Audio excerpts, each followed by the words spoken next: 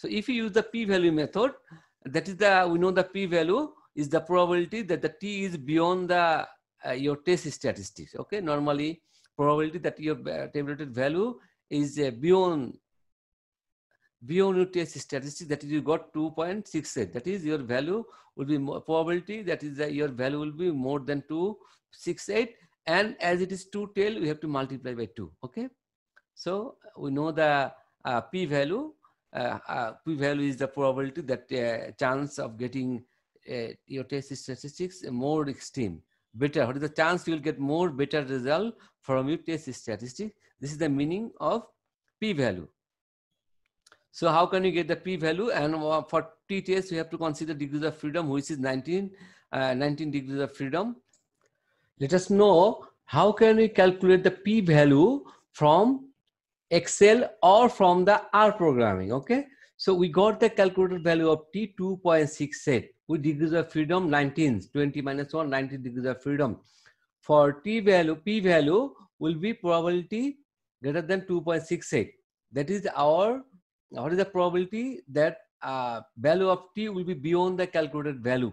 We have to multiply by 2 because our alternate hypothesis is not equal, two-tail test. So this is for, we have to multiply by 2.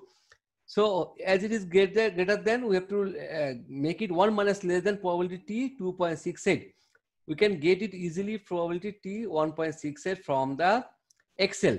Let us see how can we get it from the Excel. Okay, so if you use the Excel, if you have the Excel sheet, so P, we have to give the equal sign. First of all, equal sign, I wrote there everything. So T distribution, T, okay, you will get it T distribution, T dist, okay. And the first one, we have to give the value of T, we got plus value, okay, 2.68, okay. Then second condition, you have to give the degrees of freedom, which is 19. Third condition, true or false. Our probability distribution, the cumulative distribution, it is up to it is less than 2.68. Then we have to say it is true. We have to select the first condition, true. Okay. If you select and get it, you will get it 0.992593. Now, if you check our value, so which is 0.992593. If you minus 1 multiply by 2, you will get the value of t 0.1482. Okay. This is the way we can get the value of probability value or p value in Excel. Okay, I wrote it here, equal Excel, how you can get it. Similarly, in the R programming, for R programming, as it is greater than 1, first of all, you have to get it 1 minus pt, the plus value of t, degrees of freedom, you will get it easily. Now, let us see how can you get it from the R programming. Okay, so here I open the R programming. It is greater than 1 minus pt. Okay, give the bracket. Now, graph it, our value is 2.68, and second condition, we have to give the degrees of freedom, which is 19. Okay, if you see, we'll get it. See, we'll get it 0.0074 like this. Okay, now go to the main slide.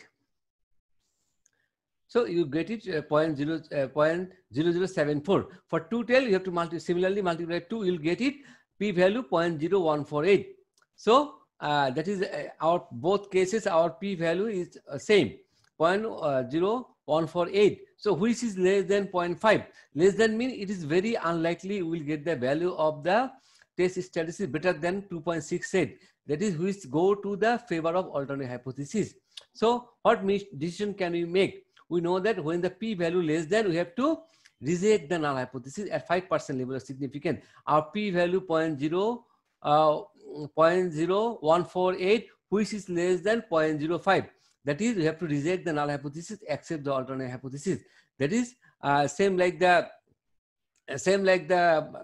conventional method. We are not accepting the claim of the CEO who claimed the average longevity of the battery 300 hours, but we accept the alternative, that is, it is false. His claim is not true.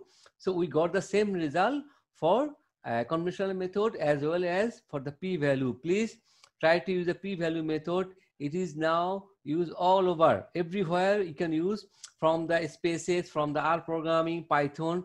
When you do the test, automatically you'll get the p-value. If you p-value less than 0.5, it is the null hypothesis and accept the alternate hypothesis.